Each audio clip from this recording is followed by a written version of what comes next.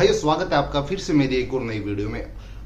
तो आज की इस वीडियो में हम बात करेंगे टर्बोचार्जर के बारे में। अगर आपका ट्रैक्टर भी आपको ऐसे लगता है कि कम पावर दे रहा है और आप मार्केट में जाके किसी मैकेनिक की हेल्प से उसमें एक टर्बोचार्जर फिट करने का सोच रहे हैं, तो वीडियो आपको जरूर देखनी चाहिए। तो आज की इस वीडियो में हम वो सभी पॉइंट्स कवर करेंगे कि अगर आप भी अपने एक ट्रैक्टर में जिसमें कंपनी ने आपको टर्बोचार्जर फिट करके नहीं दिया और आप अपने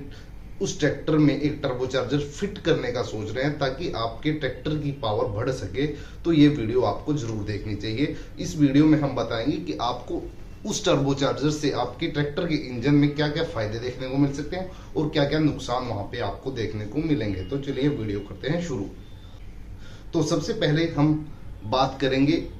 बेनिफिट्स की, यानी आप अगर अपने ट्रैक्टर के इंजन में टर्बोचार्जर लगाते हैं तो उसमें आपको क्या क्या वहां पे फायदे देखने को मिलेंगे। अगर आपको ऐसा लगता है कि आपका ट्रैक्टर का इंजन आरपीएम तोड़ रहा है, यानी किसी भी लोड एप्लीकेशन में अगर आप अपने ट्रैक्टर को यूज कर रहे हैं और आपको ऐसा लग रहा है कि आपका ट्रैक्टर प्रॉपर आपको पावर नहीं दे रहा है,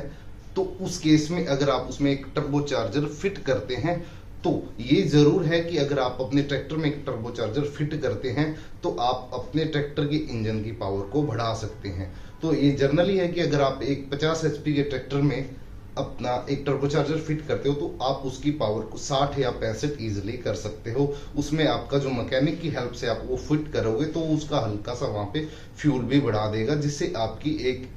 इंजन की जो पावर आउटपुट है वो आपकी कहीं ना कहीं बढ़ जाएगी। और इसमें आप जब फिट कराओगे तो आपको अच्छी खासी कॉस्ट भी एक मैकेनिक को वहां पे देनी पड़ेगी। तो ये जरूर है कि अगर आप अपने ट्रैक्टर में टर्बोचार्जर फिट करते हैं तो उसकी आपको वहां पे पावर जरूर बढ़ती है, इसमें कोई दो राय नहीं है। क्योंकि जब इंजन में मेरी इनलेट के समय में जब मेरा फ्यूल बर्न होता है तो उस समय जितनी ऑक्सीजन एक चाहिए पड़ती है, जो एनए इंजन है यानी नेचुरल एस्पिरेटेड इंजन है जिसमें टर्बोचार्जर फिट नहीं होता, वो इंजन का पिस्टन जब टॉप से बॉटम की तरफ जाता है उस समय सक्शन स्ट्रोक के दौरान वो सिर्फ नेचुरली तरीके से जो उसके अंदर वैक्यूम क्रिएट होता है उसी की वजह से वो जितनी एयर अंदर सक कर लेता है, यानी जितनी एयर खींच पाता है, वही डीजल को वहां पे बर्न करने में मदद करती है। बट जब आप एक ट्रैक्टर में टर्बोचार्जर लगा देंगे तो वहां पे जो आपका एयर का वॉल्यूम है कंबस्टन के दौरान वो बढ़ जाता है और आपका इंजन आपको अच्छी पावर देता है। बट अगर अब बात करें इसके नुकसानों की, तो एक अगर ऐसे इंजन में जिसमें कंपनी ने आपको टर्बोचार्जर फिट करके नहीं दिया है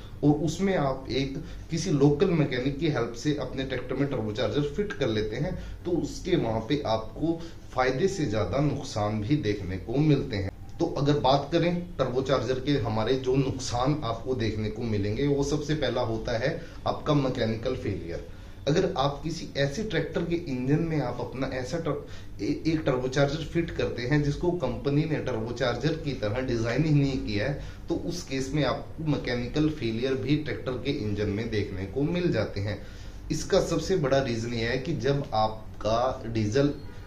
आपका चैम्बर के अंदर जलेगा तो उस समय जो हीट जनरेट होगी और मैकेनिकल पावर होगी वो बढ़ जाएगी, और जो आपकी मैकेनिकल कंपोनेंट है जैसे आपका पिस्टन हो गया, आपका लाइनर्स हो गए, सिलेंडर हेड गैस्केट होगी, वाल्व्स हो गए, आपकी क्रैंक कनेक्टिंग रोड होगी, तो उन पे जो लोड है वो बढ़ जाएगा। और कंपनी ने उस इंजन को उस टाइप से डिजाइन ही नहीं किया है, तो वहां पे आपका ज्यादातर मैकेनिकल फेलियर का केस भी देखने को मिल जाता है, जिससे आपको कुछ सालों बाद, जैसे आपका एक इंजन है जो आपको 10-15 साल आपका साथ देता, तो वही इंजन हो सकता है आपका 2 से 3 साल में आपको उसमें मैकेनिकल फेलियर देखने को मिले। और अगर आप टर्बोचार्जर भी फिट करते हैं तो जो कंपनी ने आपको इंजन की गारंटी और वारंटी दी है वो भी वहां पे खत्म हो जाएगी, क्योंकि कंपनी ने आपको कभी ऐसा रिकमेंड नहीं किया कि आप मेरे इस इंजन में जिसमें मैंने आपको टर्बोचार्जर फिट करके नहीं दिया है, आप मार्केट से इसमें टर्बोचार्जर लगाइए।